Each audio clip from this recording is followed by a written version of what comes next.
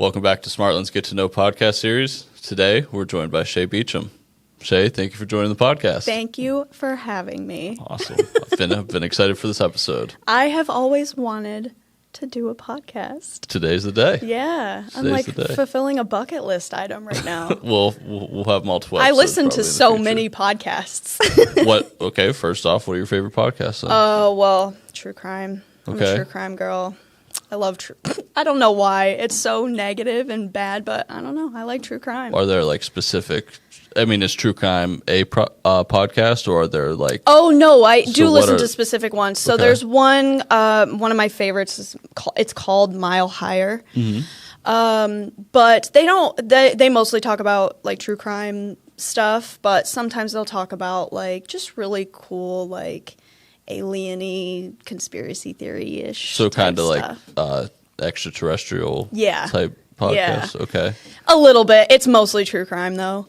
And then there's another one. She's actually the wife from that podcast. Her name's Kendall Ray. Mm-hmm. I don't know if you've like ever heard of her, but I've not. She has a YouTube channel which I've been watching for like years, but she like was able to convert her YouTube videos into podcast form on Spotify, which is really nice if I'm like driving because I can't always sit and watch a YouTube video. Right. She strictly talks about true crime, so I like her a lot. Okay. And then I like listening to fun ones. So, like, I'm a Shane Dawson fan. Okay. I like Shane Dawson a lot. The YouTuber, right? Yeah. Okay. He's been around forever. I've been watching him. He's like one of the original YouTubers. He really is. Like, he's been on YouTube now doing what he's doing probably, like, he's got to be close to 20 years at this point, I think. Or close to Definitely it. over a decade. Yeah, like, absolutely. Easily clears a decade. Well, I started listening to him when I was 14. Mm-hmm. So I've been listening to him for 13 years now. Okay. Yeah. I like him a lot. I'm a big fan of him. And he just recently, like, I think like a year or two ago, started a podcast, and he's really funny. I like him a lot. So, welcome to the podcast. Thank you. What talked about podcasts way too long. What do you do here at Smartland? I am a property manager. Okay. I'm the Silo 2 property manager. Awesome. And how many units makes up Silo 2 here at Smartland? So it's close to 300. Okay. It's about 300. I think the exact number is 270, 274, 275. Mm-hmm. So. Is it a scattered site portfolio you look over? Or? Not super scattered. So it's two different apartment complexes. One is in Garfield Heights, 131 apartments. That's about half of them. And then the second is a different complex in Shaker Heights on I say Aken. I think it's pronounced Van Aken. Yes. Okay. I don't know why. I've been saying Van Aken. But yeah, and those are the colony apartments. So that's the second half. Nice. How long have you been overseeing this silo? So I started in July of last year. So I've been doing it for about 9 months now, I think. Okay. Like the beginning of July. Is that how long you've been at Smartland? Yes. Okay. I interviewed you, actually. You did. I knew that answer. You did. Were you in property management before Smartland? No. Okay, so this is your first Yes. your first venture. Yep. What's something well, first off, just start with something that you've learned that you didn't expect that was going to happen with the job. Oh, something that I've learned. Well, I've learned a lot of property management, I guess. Like, I guess I didn't know, because I'm a renter as well currently. So, and I have a property manager that, like, if anything, happens that I talk to. So I guess I didn't know, like, just how in-depth the job is and, like, how, property management, like what all goes into it, really. Yeah, like a problem solver. Yes, definitely. Like yes, that's like the biggest thing. Definitely solving problems. So, I mean, outside of like the problem solving part, do you really have an opportunity to like know the tenants?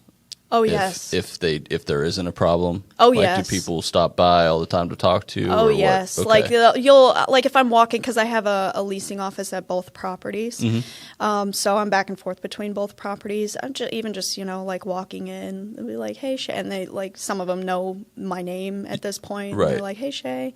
Yeah, there's definitely, and, like, the problems can be so minuscule and small. And that's part of the job that I love so much, is just being able to fix problems for people, because everybody deserves to live very comfortably and happily. Absolutely, So you know what I mean? So it's very like nice to solve a problem for a tenant and like, oh my God, thank you. So as the problem solver, you're not necessarily the one that's fixing the pipe or helping people move in or out or fixing the elevator. Who do you rely on internally at Smartland to help you and assist you, the department-wise or role-wise? Yeah, my technicians. Okay. My technicians are rock stars. Love them very much. We have such a great working relationship. So yeah, them. I'm like in close contact with my maintenance technicians all day long.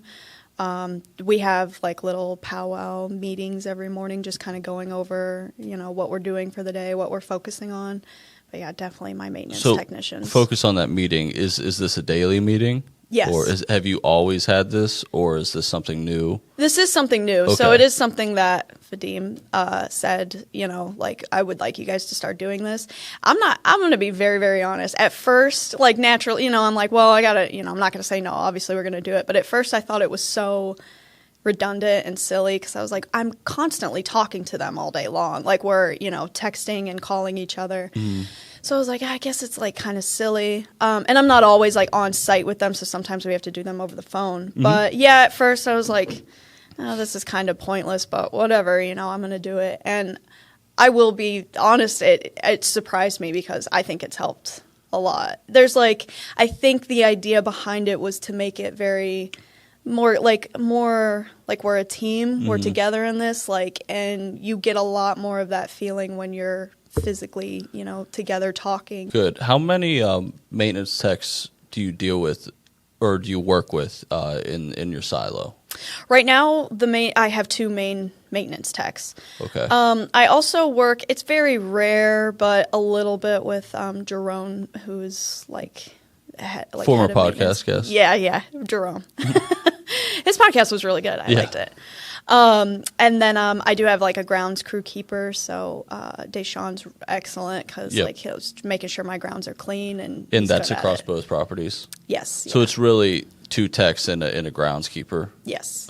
And that's maybe 3 guys. So close. We could use another one. So anybody interested? close to 300 units. You'd say that about 1 person per every 100 will get the job done, or do you think that a 4th one is pretty necessary? Like so another that moved the ratio down to one tech or 1 groundskeeper for every 75 units compared to 100. I definitely think it would be beneficial to have at least 1 more, mm-hmm. Just because time-wise, like a lot of it just comes down to time because different work orders, like, yeah, it looks like just like 1 work order, like on a piece of paper and it's just 1 number, but that one compared to a second one, the first one can be done in 10 minutes because it's just like a quick little fix. The next one it's something that could take the technicians all day long. And it's 1 work order. You know what I mean? Yeah, absolutely. Do you work with leasing agents too? Or yes. do you work in that department also? Or is that something completely off a little your plate? Bit. No, it's not entirely off my plate. I do it a little bit, but not predominantly. It's more just like helping out. We just hired a new leasing agent. Okay.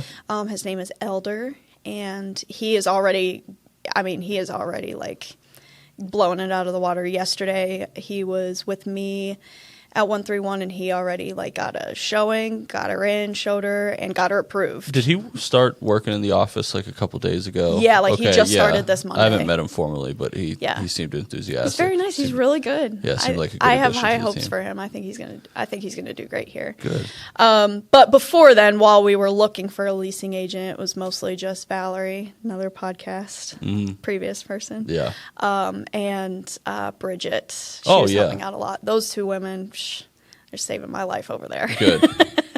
Good. I owe them a dinner or something. I really do. Maybe on Smartland. Yeah, I do. I owe them a thank you because they have been helping me out while we were in search for our new leasing agent. That's good. Yeah. Who else? I mean, do you work with any third-party vendors, or is it just mostly people within Smartland that you have It's to mostly deal with? people within Smartland, Okay. yeah. I guess third-party vendor, somebody I work with closely is like cleaning company, making sure our hallways and areas are very, very clean. How often do they clean? Every week. Okay, so it's like a once a week.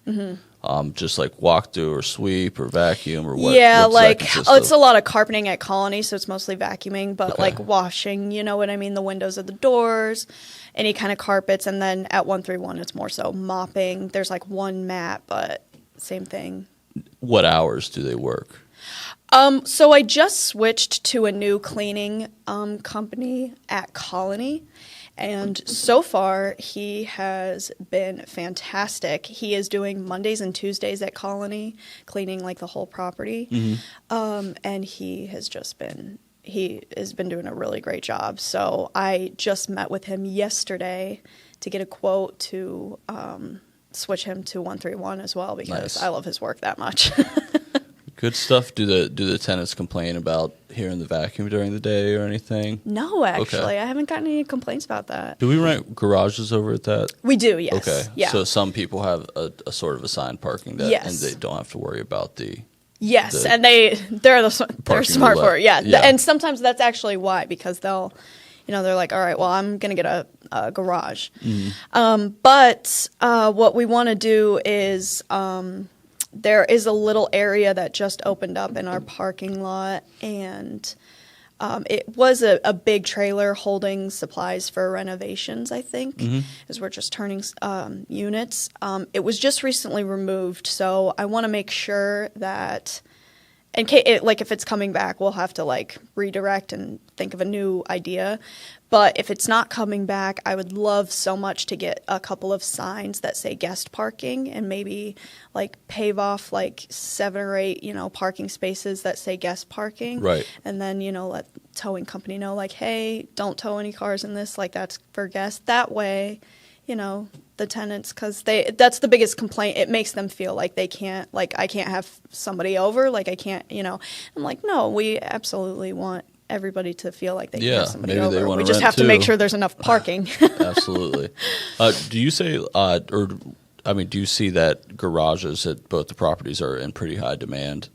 Or what would you say would be the occupancy rate of paid parking spots or paid garage spots? At Colony, at 131, it's pretty high. I Okay. think I only have like a couple of garage spaces available, like maybe 3 or 4 available at 131. So they're pretty, again, because the parking's a little limited over there. Yeah. Colony, I could definitely have more occupied. I think, I don't know about percentage-wise. I'd say it's about like 50% occupied. Is there just more available parking or? At Colony? Yeah. There's a little bit more. And then there's also, so like you can park like behind the buildings. And there's a pretty good amount of parking, but then there's also parking across Van Aken. Yeah, Van Aken. I don't know if they can park there overnight, but it is like a long like strip of So parking. they have space that's not even within the property. But Yes, in very yeah, close it's like walking yeah, distance. right. Okay. I wonder, does that change, especially in Cleveland during the winter months when it gets a lot?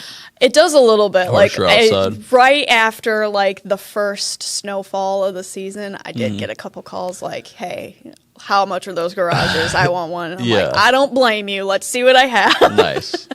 Nice. Yeah, I'd expect that after 1 or 2 like snow removals or wiping off my car. I'd definitely want to be in one. Absolutely. Nice. Because we get snow here in Cleveland, unfortunately. A little too much, but we're turning a corner here soon. It's almost spring, or is it officially spring? But it doesn't really get that way till May. It's been spring for like 4 weeks now, I think. You wouldn't be able to tell.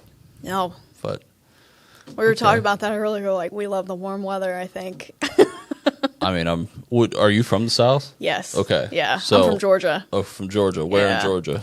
Tippy top, like right below Tennessee. So I was like right on that You're Tennessee in line. the real southern belt. Yeah. down there. So I'm used to humidity and heat. Mm-hmm.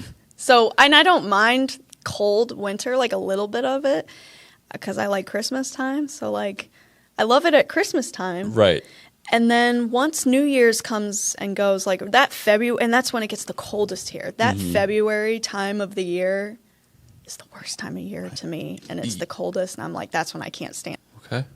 What do you enjoy socially about Cleveland? Cleveland's very social. I don't know. There's There's a lot here in Cleveland. There's so many good restaurants in Cleveland. There's probably the casino. The Jack or the MGM? The Jack, yeah. Well, I'm a casino girl. I play poker down there every now and then. Oh, you do? Yeah. Oh, man. So I love to play poker. I said that in my interview. Yeah. I wasn't lying. I love to play poker. But I play with, family members. So, to go sit down in a room with strangers and play, props to you. That's nerve-wracking. We should go. Yeah, we should. Listen to me. We can go. We should. We should do a Smartland poker tournament. We said that one day, and then it never came to fruition. It's an idea that got lost. We'll bring it back. We should. Fadim will be all in on that. I would love a poker night here. We should definitely. Do you ever watch poker on TV or anything? I used to. So what's his name? Daniel Negreanu? Yes. Yeah. So I love him. He's such a good player. And I follow him on social media, so I'll get little clips of him. He's a good follow. Yeah. He explains his moves and really does really well. Yeah. He's the only one though. I haven't really no Phil Ivey or Phil Hellmuth. I haven't really got that into it, watching clips. I will because my family will have poker tournaments sometimes. Yeah. And then sometimes before, tournament style is difficult because you got to I like cash games a lot because you can stay and play as much as you want to. Tournaments, you got to fight to survive. There's a beginning and an end. Yeah. And they're long. So before we'll have a tournament style thing, I'll probably get on my phone and watch a little bit before I go play just to freshen up, just to stay sharp. Nice. Yeah, man, I love poker. It's my favorite game. We're talking fun. no limit hold'em, right? Oh yeah. Yeah. Oh yeah. For sure. Definitely no limit hold'em. And they go no limit. Sometimes they be Have you ever been to Vegas to play? No, I haven't been to Vegas. Yeah, to play poker. I've played out there a few times. Have you played poker out there? Oh yeah. I mean, really? there's cheap games you can get into. There's not, not everything's. You're not dealing with killers everywhere you go. Yeah. But some places, I sit there and I'm like, oh wow, I'm definitely not. I'm definitely probably the worst player here at this table, and I need to get out of here. So no, you can't have that mindset. You can find. Well, if I identify it, I can go to the right place where I'm right. not. Right. I think the first time I would do anything like that, I'd be like, I'm going to go look for the table that's having fun. We're just here. We're just going to mess around and see what happens. And work my way up. Yes. Yeah, that is true. That's where you can catch people. Yeah, when we play tournament style, it's $10. It's $10 to play. Mm-hmm. But if we play cash games, it's no limit. How much you want to put in there is how much you want to put in there. Absolutely. Yeah, so I love Jack Casino and I love roulette. That's what I like to play. Roulette, yeah. Mm-hmm. What do you do there? What are your numbers? Or do you 23. Okay. Love 23. I don't know why. It's just my number. 23 is a good one. I like 13 a lot. I'll play 13 a lot. Do you play do you do the same bet every time? No. So I have a strategy because I like to sit there and drink and listen to music and play a little bit. So with roulette, though, you can lose your money real quick. It's not, if you want to sit and do that, you got to be careful because, you'll sit down for 5 minutes and it's already over and you're like, oh my God, I just lost $100. Yeah. So what I like to do, I usually play with 100. If I have an extra $100, I'll be like, all right, I'm going to go to the casino, see what I can do. I like to, the minimum bet is 10, the one I play at. Yeah. So I like to throw 50 cents on a whole bunch of numbers and just only win $7. And then I'll do it again and win $7. Once I get up to once I'm up 30 to 50-ish dollars, then I start making different bets. Okay. So I'll start throwing 25 down on a whole column. You know what I mean? I change up how I bet. Yeah, I based on how up or down I am. Yeah, oh, definitely. Because it is a game where you can drain your bankroll pretty quick. Yeah, it's real. I felt so bad the first time. One of my best friends, she had never been, and she's like, "You're always talking about the casino. Let's go." And we went, and she had never gambled before, had never played or anything, and she lost the first bet she placed, and she goes, "That was it." And I mean, in 5 minutes, she lost $25, and she was like, "This is what you do?" And I was like, "Welcome to gambling." Yeah, yep. Exactly. Welcome to the casino. I always play the same 5 numbers and just repeat. You do? What are your numbers? 7, 10, 20, 27, and 36. If you go and sit down and you're putting like a big bet on either black or red, which one do you do? Probably black. Yeah. Oh, Yeah. see, I'd probably do red. Right. Yeah. I don't know why. Well, I mean, obviously it's not that black and white. Like I look at like, the little The thing and I'm like, yeah. well, it's been like a bunch of like black ones lately. Maybe it might be red next, or if they're like, you never know. What got you so intrigued into the casino? Just the environment, or? Oh no, it's money. I like money. Yeah, money flowing. Yeah, it's a money. nice, fun environment. I like making money. I like having money. I like spending a little bit of money. I like money. I can see that. But I went the first time. It was like right around when I was 22. Mm-hmm. And we were passing through Cleveland coming home, but it was like a Saturday evening. We just had free time, and it was just like a very spur of the moment. I was like, well, I've never been to the casino yet. I'm legal at this point. Like, let's go I've got the money. Like, let's go try.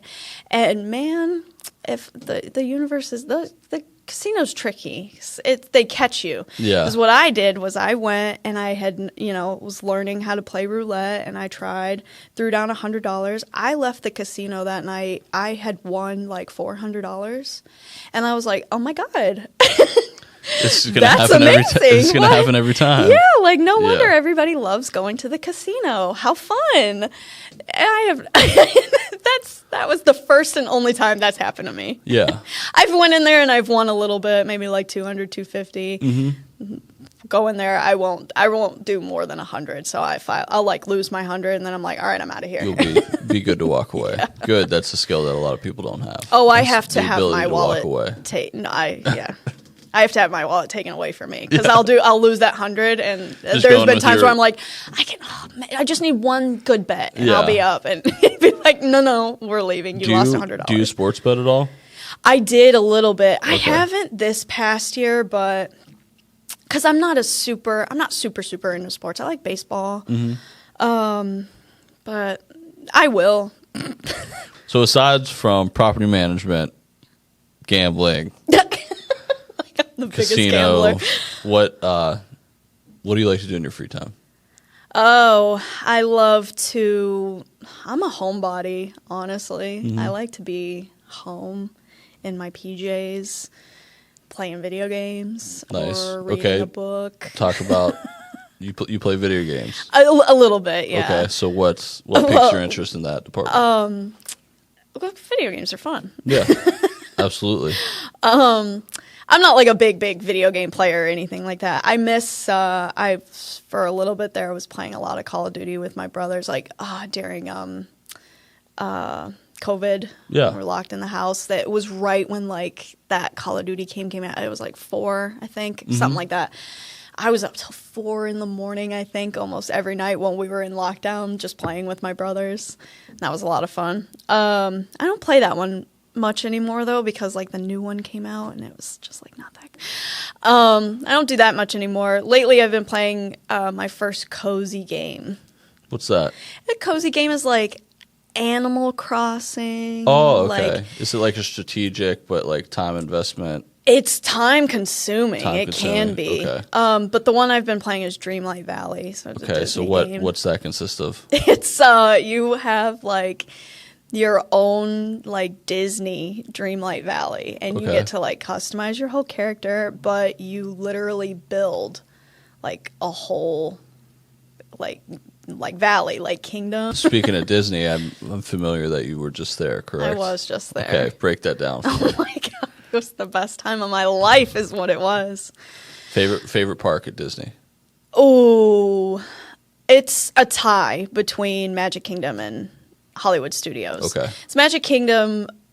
I mean, the castle. It was like the little girl in me. Yeah, I didn't get to go when I was a kid, so seeing the castle and like it's very like magical at Magic Kingdom. Yeah, I mean Disney does put a lot of effort into everything they do. So. The details. There are a lot of details there. But Hollywood Studios was really cool too, because I loved the rides. It's very like old Hollywood kind of vibes in that park. Is that where the haunted house or the Tower of Terror? Yes. Do they still have that? Yep. Nice. They do. I don't like drop towers. I love roller coasters. I love simulation rides. I'll ride like all the roller coasters at Cedar Point. I cannot stand just sitting and dropping. Hate it. But I was like, well, I'm here. It's a classic. I have to ride it. I rode the Hollywood Tower of Terror. It is still there. It's still running. It is the best drop tower I've ever rode. It is? Okay. Yeah. And it's Twilight Zone themed. I love the Twilight Zone. Yeah, I remember that. Yeah. So that was half the reason I wanted to ride it was because I was like, well, I love the Twilight Zone. And it's cool to see that theming of it. Good stuff. So, final question. Okay. What is better, or which one is better, Disney or Universal, and why? Oh, Jack, I don't know how I can answer that question because they're both so great in their own way. Maybe Disney, but that's just because it's immersive. It is very, very immersive at Disney. And it's hard to describe. I mean, just like from, like riding the rides to the food to even just the transportation they have providing you to and from the parks, your hotel room. You can tell there's thought put into every detail. It is, especially if you stay on property. Yeah. I mean, just from the moment you get on property and you're in your hotel room to the moment you check out and you leave Disney, like you're in like this little bubble, this little universe. Universal's not quite that to that level of like immersive, yeah. But I have a soft spot for Universal too because I like a lot of those movies. Like I'm a DreamWorks girl. I love DreamWorks movies. I love Shrek. I love, Are there Shrek exhibits over there or Shrek experiences? I met Shrek. Okay, nice. I got a picture with him and Fiona. Nice. I in Puss in Boots. I met him and Donkey. A Donkey I didn't get to see. Okay. I was sad about that. But and there's also Jurassic Park. Love Jurassic Park. There's Transformers. I love Transformers. Nice. Scooby Doo's over there. I met Scooby Doo. Love Scooby Doo. You should be an ambassador for one of these parks. I know I should. That's awesome. I love the Despicable Me movies. So I got to see the Minion. They've got a whole Minion land set up now and stuff. Nice. So I'm not a big Harry Potter girl though. And that's half the reason people go. I like all the other stuff. Nice. You did have okay, so I guess I said last question a few questions ago. That's but fine. Who has, for real last question, who has the better food? Disney. Disney? Okay. They're putting drugs in their food at Disney. Really? It's addictive. It was unbelievable. Yeah. It was unlike any food I've ever had. Final bonus question before we wrap it up. Did you get the turkey leg? I didn't. Okay. That was my only. That's the one thing I remember from. No, I've heard they're not that good. Okay. Yeah. I was. They're young, so they're iconic. I mean, they really are. They're huge. Yeah. Did you see people walking around with them? I did, yeah. Okay. They were actually more prominent at Universal than they were at Disney, though. Oh, they have it at Universal? Yeah, they have turkey. It's in the Jurassic Park area. Oh, yeah. And yeah, they say T-Rex leg or yeah, something when that. you walk through that area of the park, yeah, you'll see a bunch of people gnawing on those big turkey legs. Nice. But no, I didn't get one of those. Awesome. I got a cinnamon roll the size of my head, though, at Disney. Was it a local Disney place, or was it a Cinnabon vendor? Or no, what? It's you can only get it at Gaston's. I love Gaston. What park? That's Magic Kingdom. Magic Kingdom. Okay. Yeah, and it's legit. A cinnamon roll that big is huge. Nice. Yeah, and I ate half of it and then threw it away. It's more just why don't you keep it? Because it's just a big loaf of bread. I know. Yeah. I get it.